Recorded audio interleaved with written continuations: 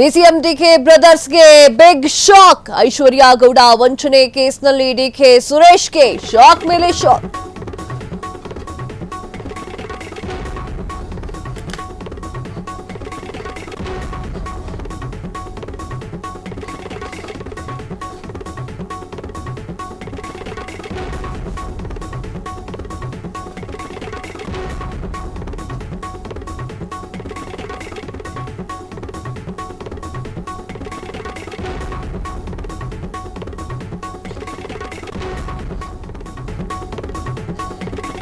DCM DK ಬ್ರದರ್ಸ್ಗೆ shock ಮೇಲೆ shock.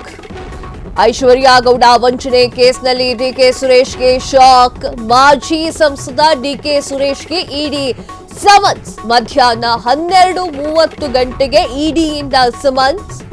ಗುರುವಾರ ವಿಚಾರಣೆಗೆ ಬರುವಂತೆ ಇಡಿ ಸಮನ್ಸ್. ಆದ್ರೆ ಗುರುವಾರ ವಿಚಾರಣೆಗೆ ಹೋಗಲ್ಲ ಅಂತ ಹೇಳಿರುವಂತಹ ಡಿಕೆ ಸುರೇಶ್ ಪೂರ್ವ ನಿಯೋಜಿತ ಕಾರ್ಯಕ್ರಮದ ಕಾರಣ ಗೈರಾಗ್ತಾ ಇದ್ದಾರೆ ಡಿಕೆ ಸುರೇಶ್.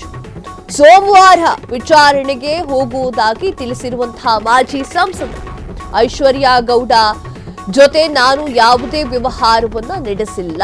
ಐಶ್ವರ್ಯ ಗೌಡ ನನ್ನ ಕ್ಷೇತ್ರದವರು. ಒಂದೆರಡು ಕಾರ್ಯಕ್ರಮಕ್ಕೆ ಹೋಗಿದ್ದೆ. ನನ್ನ ತಂಗಿ ಅಂತ ಹೇಳಿಕೊಂಡು ಓಡಾಡಿದ್ರು. ನಾನೇ ದೂರ ಇಟ್ಟಿದ್ದೇನೆ. ಇಡಿಯವರು ನನ್ನ ಬಳಿ ದಾಖಲೆ ಕೇಳಿದ್ದು ಅಸಂಬದ್ಧ.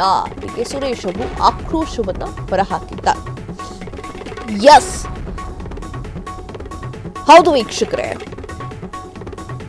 ಐಶ್ವರ್ಯ ಗೌಡ ಕೇಸ್ನಲ್ಲಿ ಇಡಿ ಕೊಟ್ಟಿರುವಂತಹ ನೋಟಿಸ್ಗೆ ಡಿಕೆ ಸುರೇಶ್ ಅವರು ಸಹಕಾರವನ್ನ ಕೊಡಲಿದ್ದಾರೆ ಅಂತ ಹೇಳಿ ಡಿಕೆ ಶಿವಕುಮಾರ್ ಅವರು ಮಾತನಾಡಿದ್ದಾರೆ.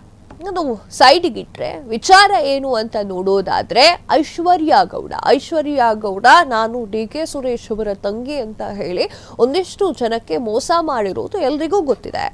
ಡಿಕೆ ಸುರೇಶ್ ಅವರ ತಂಗಿ ಅಂತ ಹೇಳಿ ಹಣದ ವಿಚಾರವಾಗಿ ವಂಚನೆ ಮಾಡಿದ್ದಾಳೆ. ಐಶ್ವರ್ಯ ಗೌಡ ವಂಚನೆ ಕೇಸ್ನಲ್ಲಿ ಈಗ ಡಿಕೆ ಸುರೇಶ್ಗೂ ಕೂಡ ಶಾಕ್ ಎದುರಾಗಿದೆ. ಮಾಜಿ ಸಂಸದರಾಗಿರುವಂತಹ ಡಿಕೆ ಸುರೇಶ್ಗೆ ಇಡಿ ಸಮನ್ಸ್ ಅನ್ನ ಜಾರಿ ಮಾಡಿದೆ. ಮಧ್ಯಾಹ್ನ 12:30 ಸರಿಸುಮಾರಿಗೆ ಇಡಿಯಿಂದ ಒಂದು ಸಮನ್ಸ್ ಜಾರಿಗೆ ಬರುತ್ತೆ. ಸಮನ್ಸ್ ಅನ್ನ ನೀಡ್ತಾರೆ. ಗುರುವಾರ ವಿಚಾರಣೆಗೆ ಬರುವಂತೆ ಇಡಿ ಸಮನ್ಸ್ ಜಾರಿ ಮಾಡಲಾಗುತ್ತೆ. ಆದ್ರೆ ಗುರುವಾರ ವಿಚಾರಣೆಗೆ ನಾನು ಹೋಗೋದಿಲ್ಲ ಅಂತ ಹೇಳಿ ಡಿಕೆ ಸುರೇಶ್ ಅವರು ಹೇಳ್ತಾರೆ. ಪೂರ್ವ ನಿಯೋಜಿತ ಕಾರ್ಯಕ್ರಮಗಳು ಇರುವಂತಹ ಕಾರಣ ನಾನು ಹೋಗ್ಲಿಕ್ಕೆ ಆಗೋದಿಲ್ಲ ಅಂತ ಹೇಳಿ ಅವರು ತಿಳಿಸ್ತಾರೆ. ಚಿನ್ನದ ವ್ಯಾಪಾರಿಯೊಬ್ಬರಿಗೆ ಕೋಟ್ಯಾಂತರ ರೂಪಾಯಿ ಮೌಲ್ಯದ ಚಿನ್ನಾಭರಣ ವಂಚಿಸಿದ ಆರೋಪ ಹೊತ್ತಿರುವಂತಹ ಐಶ್ವರ್ಯ ಗೌಡ ಪ್ರಕರಣಕ್ಕೆ ಸಂಬಂಧಪಟ್ಟಂತೆ ಕಾಂಗ್ರೆಸ್ನ ಮಾಜಿ ಸಂಸದ ಡಿಕೆ ಸುರೇಶ್ ಅವರಿಗೆ ಜಾರಿ ನಿರ್ದೇಶನಾಲಯ ಅಂದ್ರೆ ಇಡಿ ನೋಟಿಸ್ ಅನ್ನ ನೀಡಿದೆ. ಐಶ್ವರ್ಯ ಗೌಡಗೂ ನನಗೂ ಯಾವುದೇ ಸಂಬಂಧ ಇಲ್ಲ. ವ್ಯವಹಾರಿಕವಾಗಿ ನಮಗಿಬ್ಬರಿಗೂ ಕೂಡ ಪರಿಚಯ ಇಲ್ಲ.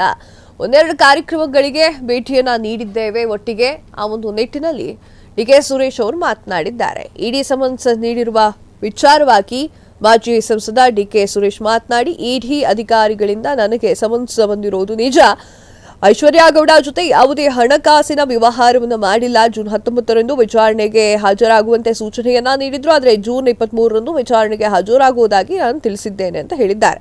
ತಾನು ಡಿಕೆ ಸುರೇಶ್ ಅವರ ಸಹೋದರಿ, ಅನೇಕ ರಾಜಕೀಯ ನಾಯಕರ ಪರಿಚಯವಿದೆ ಅಂತ ಹೇಳಿ ನಂಬಿಸಿ ಸಾಲದ ರೂಪದಲ್ಲಿ ಚಿನ್ನವನ್ನ ಪಡೆದು ವಂಚಿಸಿದಂತಹ ಆರೋಪ ಐಶ್ವರ್ಯ ಗೌಡ ಅವರ ವಿರುದ್ಧವಾಗಿ ಕೇಳಿಬಂದಿತ್ತು.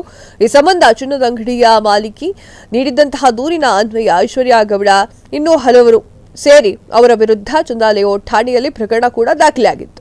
ಅಕ್ರಮವಾಗಿ ಹಣ ವರ್ಗಾವಣೆ ಮಾಡಿರುವುದ ಹಿನ್ನೆಲೆಯಲ್ಲಿ ಪ್ರತ್ಯೇಕ ಪ್ರಕರಣ ದಾಖಲಿಸಿಕೊಂಡಿರುವಂತಹ ಇಡಿ ಅಧಿಕಾರಿಗಳು ಐಶ್ವರ್ಯ ಗೌಡ ಅವರ ಮನೆ ಮೇಲೆ ದಾಳಿ ಕೂಡ ನಡೆಸಿದ್ರು. ಈಗ ಡಿಕೆ ಸುರೇಶ್ ಅವರ ವಿಚಾರವಾಗೂ ಕೂಡ ಸಮನ್ಸ್ ಅನ್ನು ಜಾರಿ ಮಾಡಿದ್ದಾರೆ. ಕ್ಷಣ ಕ್ಷಣದ ಸುದ್ದಿಗಳಿಗಾಗಿ ಫ್ರೀಡಂ ಟಿವಿ ಸಬ್ಸ್ಕ್ರೈಬ್ ಮಾಡಿ, ಲೈಕ್ ಮಾಡಿ ಹಾಗೂ ಫಾಲೋ ಮಾಡಿ. ಹೊಸ ಸುದ್ದಿಗಳ ನೋಟಿಫಿಕೇಶನ್ಗಾಗಿ ಬೆಲ್ ಐಕಾನ್ ಮೇಲೆ ಕ್ಲಿಕ್ ಮಾಡಿ.